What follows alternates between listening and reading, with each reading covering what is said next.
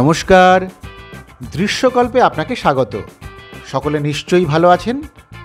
আমি পলাশ মুখোপাধ্যায় চলে এসেছি যাওয়া এবং খাওয়ার নতুন আরও একটি পর্ব নিয়ে। সকালবেলা চলে এসেছি হাওড়া স্টেশনে। আজ আমার গন্তব্য কোলাঘাট।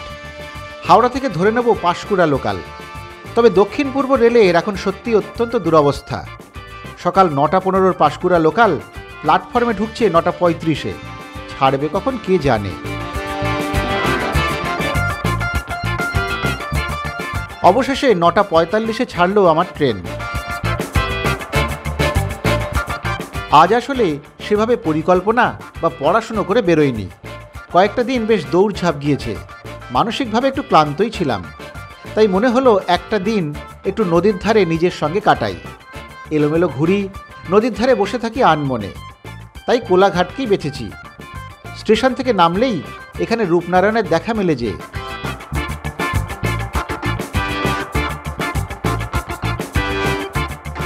হাওড়ার পরের স্টেশন টিকিয়াপাড়া পৌঁছতেই ট্রেনটি 25 মিনিট সময় নিল।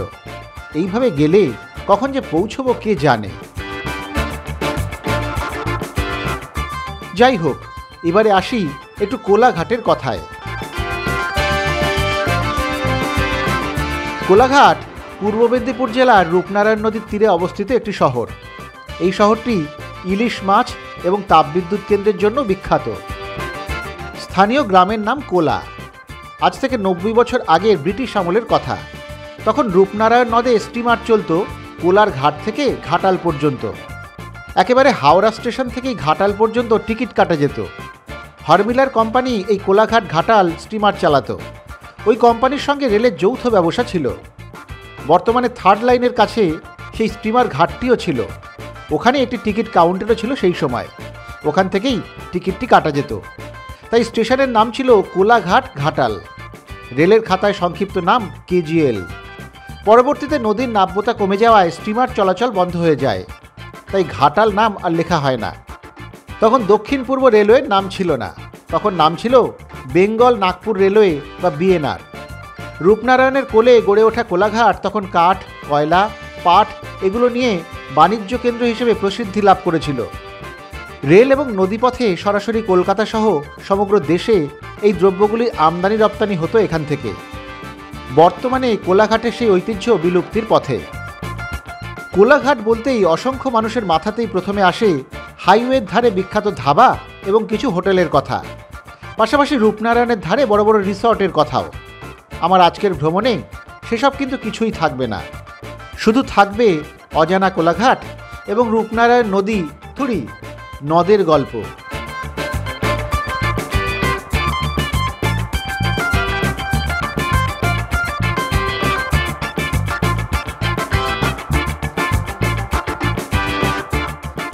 ওই তো এসে গিয়েছি কোলাঘাটের কাছাকাছি।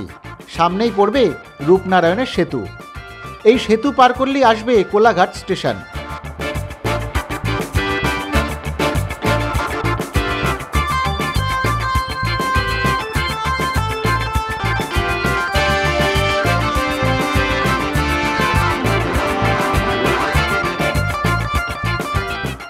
নেমে গিয়েছি কোলাঘাট স্টেশনে।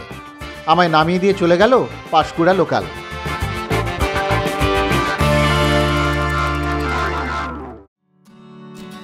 শান্ত সুন্দর নিরিবিলি স্টেশন।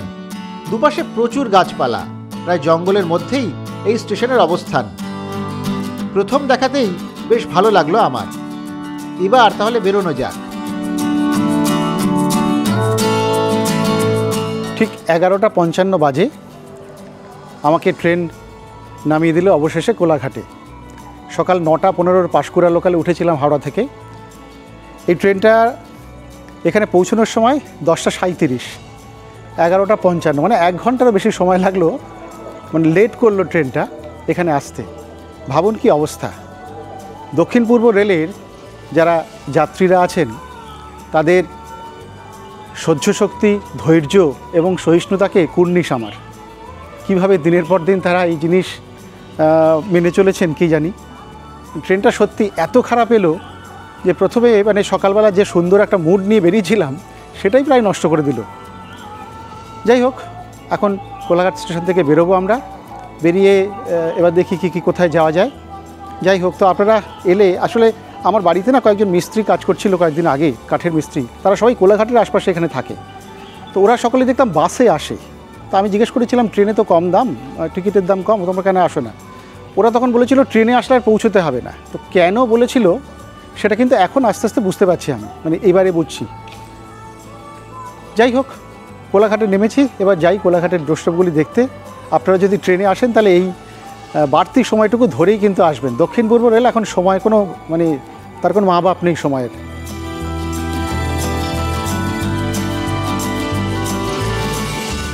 স্টেশন থেকে বেরিয়ে শুরু করলাম হাঁটা। এখানে ফুলের বাজার বসে সকাল সকাল। বিখ্যাত সেই বাজার অবশ্য এখন অনেক আগেই শেষ হয়ে গিয়েছে। কোলাঘাটের বিখ্যাত সেতু পেরিয়ে আমি চলেছি সামনের দিকে। ইচ্ছে আছে এখানকার নামি দোকানের মিষ্টি কিনে তারপরে যাব নদীর ধারে।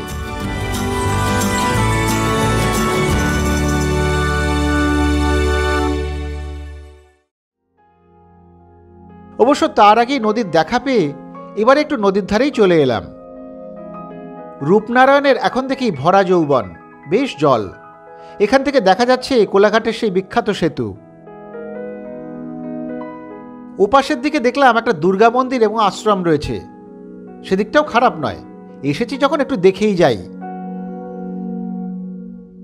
দুর্গা মন্দিরের পাশ দিয়েই বইছে নদী। এই জায়গাটা কিন্তু খুব সুন্দর, ঝাউ এবং বটের ছায়ায় ঘেরা। মনে হলো এখানে দুদণ্ড না বসলেই নয়।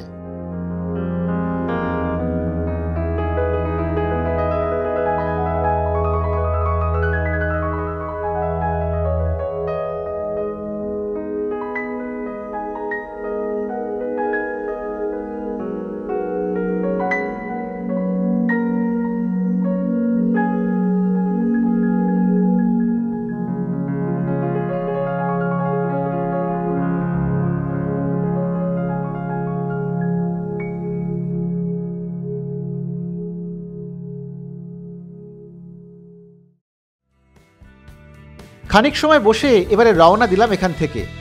নদীর ধার দিয়ে গিয়েছে এই পথ।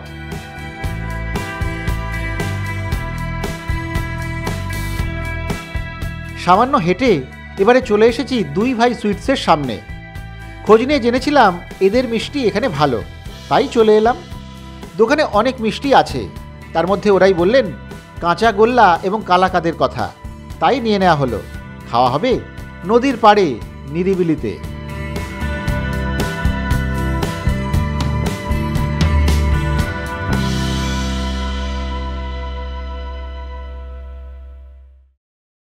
মিষ্টির দোকান থেকে 1 মিনিট হেঁটেই চলে এসেছি জৈন মন্দিরের সামনে। আসলে বেড়াতে এসেছি শুনে মিষ্টির দোকান থেকেই দু একজন আমায় বললেন এই মন্দিরটি দেখে যেতে। এটি কোলাঘাট তো বটেই, সম্ভবত পূর্ব মেদিনীপুর জেলারও একমাত্র জৈন মন্দির। 1932 সালে এই মন্দিরের সূচনা হয়। পরে পাশের রূপনারায়ণ নদ থেকে উদ্ধার হয় 23 নম্বর তীর্থঙ্কর ভগবান চন্দ্রপ্রভুর মূর্তি। 1965 সালের 17 জুলাই সেই মূর্তি এই মন্দিরে প্রতিষ্ঠা করা হয়। মন্দিরটি সুন্দর, ছিমছাম, তবে ছবি তোলা নিষেধ, তাই ওদের অনুমতি নিয়ে সামান্যই ছবি তোলা গেল। শুনলাম প্রতিদিন বিকেল 5টা থেকে 7টা মন্দির সকলের জন্যই খোলা থাকে।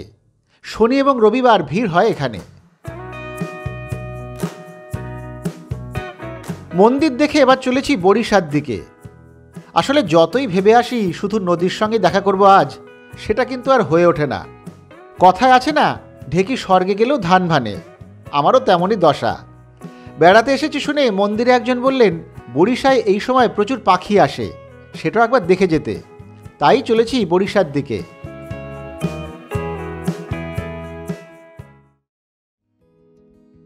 চলে এসেছি বড়িশা স্বামীজি একাডেমির সামনে। এর পিছনেই জলাভূমিতেই নাকি প্রচুর পাখি আসে প্রতি বছর, তবে এবারে এখনও খুব বেশি আসেনি। অবশ্য শীতও খুব বেশি পড়েনি এখনও। তাছাড়া এই জলাভূমিতে প্রচুর হোগলা গাছ থাকায় মাঝে থাকা পাখিদের এখান থেকে দেখাও মুশকিল।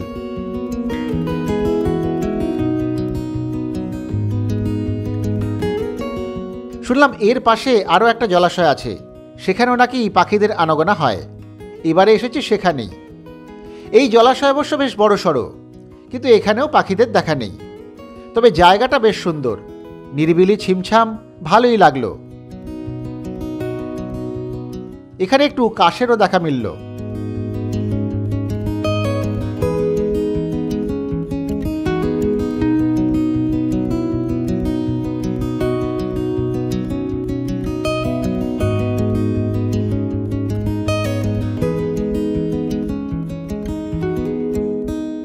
তবে পাখিদের দেখা না পেয়ে এবারে রওনা দিলাম এখান থেকে। চলে এসেছি নজরুল মোড়ে। এখানে সেতুর ঠিক পাশেই রয়েছে তৃপ্তিঘর। তৃপ্তিঘর ভাতের হোটেল। এই অঞ্চলে বিখ্যাত। ঘরোয়া রান্না এবং সুন্দর ব্যবহারের জন্য সুনাম আছে এই তৃপ্তিঘরের। উপরে বড় রাস্তার ধারে অবশ্য শেরে পাঞ্জাব থেকে শুরু করে বড় বড় ধাবা, সেখানে ভিড়ও অনেক। কিন্তু আমি আজ ঘরোয়া বাঙালি খাবারই খাবো। এই তো চলে এসেছে আমার মধ্যাহ্ন ভোজন। চলুন দেখি কি কি আছে সেখানে। ভাত ডালের সঙ্গে রয়েছে আলু উচ্ছে ভাজা, পালং শাকের চচ্চড়ি, পটল চিংড়ি, মৌরলা মাছের ঝাল, সর্ষে কাতলা। এর সঙ্গে ছিল চাটনি এবং পাঁপড়ও।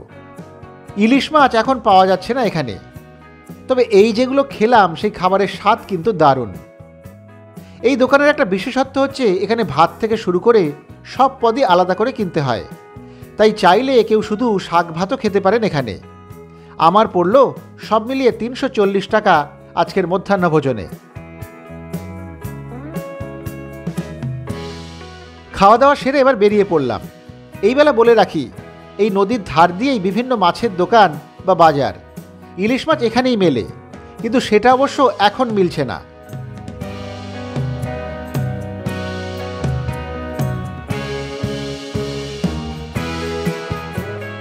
এবার একটু নদীর সঙ্গে সময় কাটানোর পালা, যে জন্য এসেছি। তাই এবারে চলেছি নদীর ধার ঘেঁষে যে রাস্তাটা দেনানের দিকে গেছে সেই পথ ধরে। এই পথ নদীর পার বরাবর চলে গিয়েছে দেনান পার করে জামিত্তার দিকে। আমি যাচ্ছি এখন জামিত্তা। এখান থেকে টোটো মেলে, তবে আমি হেঁটেই চলেছি। ভালোই লাগছে এই নদীর ধারে হাঁটতে।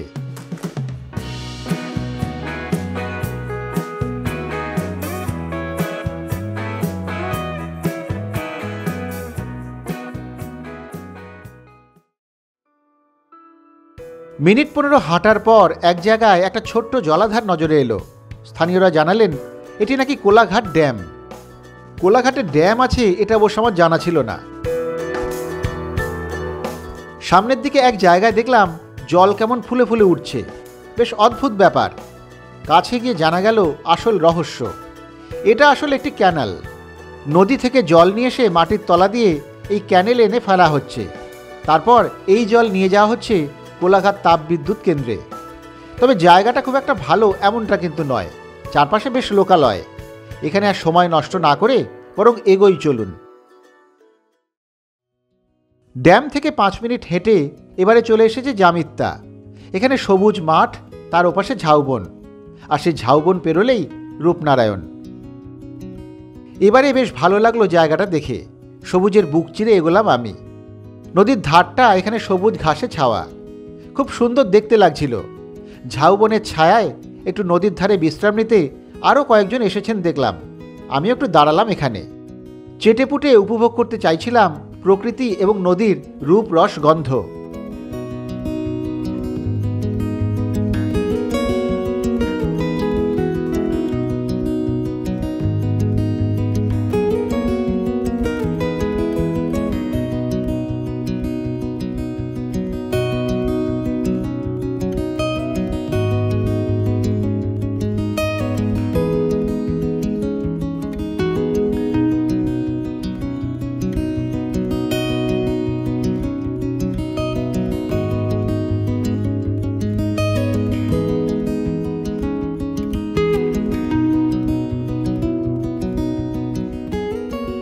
নানান ছবি ধরা পড়ছিল চোখে।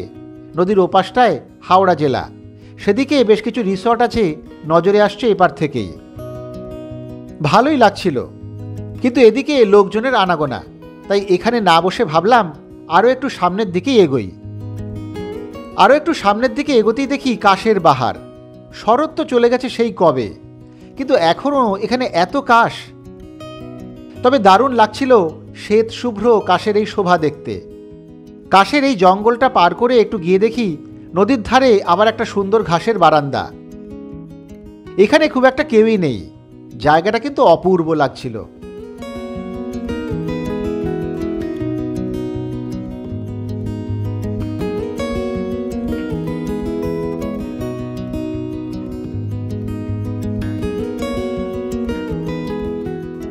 ভাবলাম কাশফুলের জঙ্গলটার ভেতরে একটু ঘুরে আসা যাক। নদীর ধারে এমন কাশের বাহার এর আগে অবশ্য আরামবাগ পর্বে আমরা পেয়েছিলাম, কিন্তু সেটা ছিল পুজোর সময়। আসলে কোনো জিনিস অপ্রত্যাশিতভাবে পেলে সেটা যেন বেশিই ভালো লাগে। এখন তো আশাই করিনি এমন কাশ মিলবে। এই কাশের সঙ্গে রূপনারায়ণের শোভা যেন আরও বেড়ে গিয়েছে। এবারে বেশ জুত করে নদীর ধারে ঘাসের গালিচায় বসলাম। এখানে আশপাশে কেউই নেই এখন, শুধুই নদী এবং আমি। কতক্ষণ ধরে এই মুহূর্তটারই তো অপেক্ষা করছিলাম।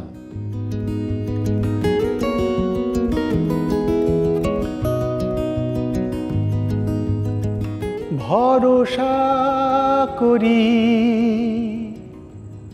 হে ভব কান্ডারি, ভরসা করি হে ভব কান্ডারি, হালটি ছাড়িয়া তারি দাও দাও দাও, নদী ভরা ঢেউ বোঝো না তো কেউ, কেন মায়ার তরি বাও বাও বাও, নদী ভরা ঢেউ বোঝো না তো কেউ, কেন মিছে তরি বাও বাও বাও রে, নদী ভরা ঢেউ।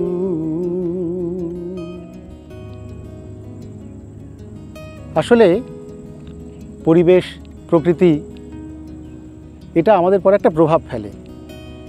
তাই তো আমার মতো অসুরের গলাতেও আজকে সুর। এমন সুন্দর রূপনারায়ণের পাড়ে এই যে বিকেলটায় বসে আছি, আশপাশে কেউ কোথাও নেই, সবুজ ঘাসের একটা গালিচা মখমলি, তার উপরে দিব্যি নদীর ধারে পা ঝুলিয়ে বসে থাকা, এ একটা দারুণ পাওনা। এই সময় নিজেকে খুব ভাগ্যবান মনে হয়, খুব সৌভাগ্যবান মনে হয় যে এই বিকেলগুলো আমি এইভাবে কাটাতে পারছি। সেটা আপনাদের আশীর্বাদ, আপনাদের ভালোবাসা, আপনাদের শুভকামনা নিশ্চয়ই। যাই হোক, রূপনারায়ণের পাড়ে কোলাঘাটটা খুব ভালো লাগছে। মানে এই দিকটা যে এমন সুন্দর আমি না জানতাম না। এত কোলাঘাটের ওপর দিয়ে যাতায়াত করেছি, না নামলে বা না দাঁড়ালে তো বোঝা যায় না এই দিকটা এত সুন্দর ঝাউবন আছে নদীর ধারে, এমন সুন্দর ঘাসের একটা গালিচা বিছানো পাহাড় আছে নদীর, সেটা জানা ছিল না। ভালো হয়েছে এসছি, সুন্দর লাগছে। এবার তার সঙ্গে সঙ্গে একটু মিষ্টি না খেলে নয়। আপনারা জানেন যে একটু সুন্দর জায়গায় আমরা একটু মিষ্টি খাই। তো দুই ভাইয়ের মিষ্টি শুনেছিলাম ভালো, এখানে অন্য অনেক মিষ্টির দোকান আছেই। তো দেখি আছে ওদের দুটো নেওয়া হয়েছিল, একটা হচ্ছে কালাকাঁদ আর একটা হচ্ছে মাখা সন্দেশ বা কাঁচা গোল্লা। কালাকাঁদটা একটু খাই।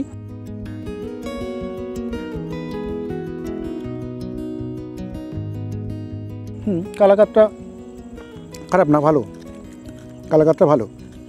আর এই মাখা সন্দেশটা দেখি, কাঁচা গোল্লা বলছে।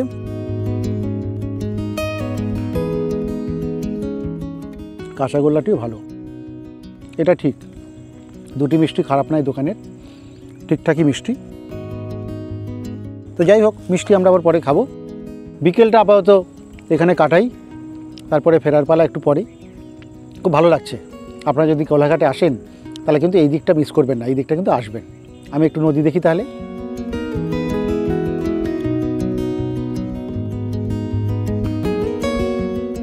ঘণ্টাখানেক এভাবেই কেটে গেল। এবারে বিকেল হয়ে এসেছে। এবার একটু যাওয়া যাক আরও একটু ওপাশের দিকে। ওপাশে আরও একটা বড় ঝাউবন আছে, এখান থেকেই দেখতে পাচ্ছিলাম। কিন্তু এপাশে এসে একটু হতাশ হলাম। এপাশে ঝাউবনে যাওয়া মুশকিল, একটা খাঁড়ি গিয়েছে মাঝখান দিয়ে। তাছাড়া এই ঝাউবন জঙ্গলে ভরা, খাঁড়িতে ভাটার কারণে অবশ্য লঞ্চ বাঁধা। নজর গেল ওপাশের দিকে, একটা ছোট্ট বাঁশের সাঁকো, সেখান দিয়েই ইট ভাটার কর্মীদের যাতায়াত। এবার তো আমাকেও ওই সাঁকো পেরোতেই হয়। ছুটলাম সেই দিকে। সাঁকো পেরোলেই নদীর ধার। এদিক থেকেও ঝাউবনটা দেখা যায় ভালোই। নদীর ধারে আরও কিছুটা সময় এলোমেলোই কাটিয়ে দিলাম। না, একটুও খারাপ লাগছিল না। আমি তো এমনটাই চেয়েছিলাম। না হলে তো অন্যদের মতো লং ড্রাইভে গাড়ি বা বাইক হাঁকিয়ে কোলাঘাটে এসে বড় হোটেলে খাওয়া দাওয়া সেরে দিব্যি ফিরে যেতাম। এই অচেনা কোলাঘাটকে এত কাছ থেকে দেখে আমি সত্যি খুব তৃপ্ত।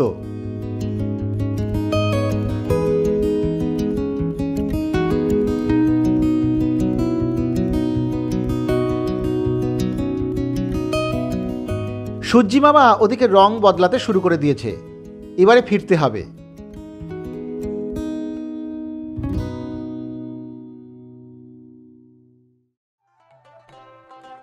বড় রাস্তায় এসে ধরে নিয়েছি টোটো। ফিরে চলেছি কোলাঘাট স্টেশনে। আবার সেই নদীর ধার দিয়ে রাস্তা। এদিকে নদীর ধারের পথটা কিন্তু দারুণ।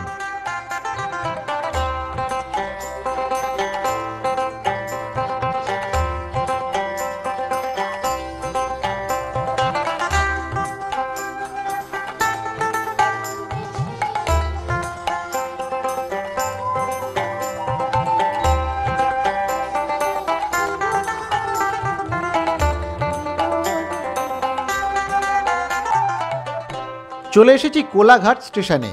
সন্ধে হব হব। এবারে দেখি কোন ট্রেন কখন পাই। একটা কথা না বললেই নয়, সকালবেলা যে স্টেশনকে দারুণ বলে মনে হয়েছিল, সন্ধেতে সেই স্টেশন ভয়াবহ লাগছে। তার কারণ মশা। ঝাঁকে ঝাঁকে মশা একটুও বসতে বা দাঁড়াতে দেয়নি আমায়।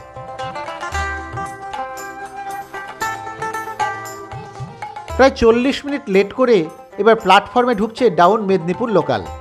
মাঝে একটা পাঁশকুড়া লোকাল ছিল বটে, কিন্তু তার কোনো খোঁজই নেই। সত্যি বিচিত্র এই রেল লাইন। চলুন আগে বরং ট্রেনে উঠে পড়ি।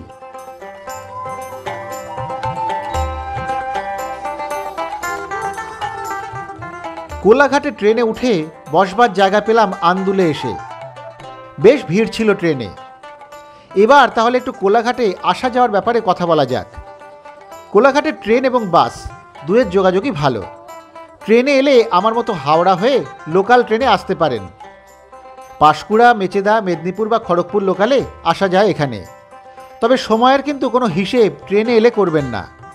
বাসে এলে ধর্মতলা, করুণাময়ী বা এয়ারপোর্ট ছাড়াও কলকাতার বিভিন্ন জায়গা থেকে কোলাঘাটগামী বাস মেলে। গাড়ি বা বাইকে এলে তো বম্বে রোড ধরে সোজা কোলাঘাটে আসাই যায়। কোলাঘাট এখন খাওয়া দাওয়ার জন্য বিখ্যাত, কারণ রাস্তার ধারে অসংখ্য ছোট বড় হোটেল বা রেস্টুরেন্ট হয়েছে কোলাঘাটে। কলকাতা থেকে অনেকেই এখন শুধুমাত্র খাওয়া দাওয়া করতেই কোলাঘাটে আসেন। থাকার জন্য রূপনারায়ণের ধারে বেশ কয়েকটি রিসর্ট রয়েছে। নেটে সহজেই তাদের খোঁজ মিলে যাবে। কোলাঘাট শহরে অবশ্য 2-4টি ছোটোখাটো লজও আছে। আমার এই সফরের উদ্দেশ্য ছিল একটা দিন নদীর সঙ্গে কাটানো। সেটা ভালো মতোই উসুল হয়েছে আজ। নদীর ধারে সবুজ আবহে সময় কেটেছে দারুণ। দারুণ একটা তৃপ্তি নিয়ে ফিরে আসছি কলকাতায়। আজ তাহলে এই পর্যন্তই থাক। আবার ফিরে আসব সামনের বুধবারে অন্য কোথাও যাওয়া এবং খাওয়া নিয়ে। ততক্ষণ সকলে ভালো থাকুন, সুস্থ থাকুন। এভাবেই দেখতে থাকুন দৃশ্যকল্পের চ্যানেল ও যাওয়া এবং খাওয়া।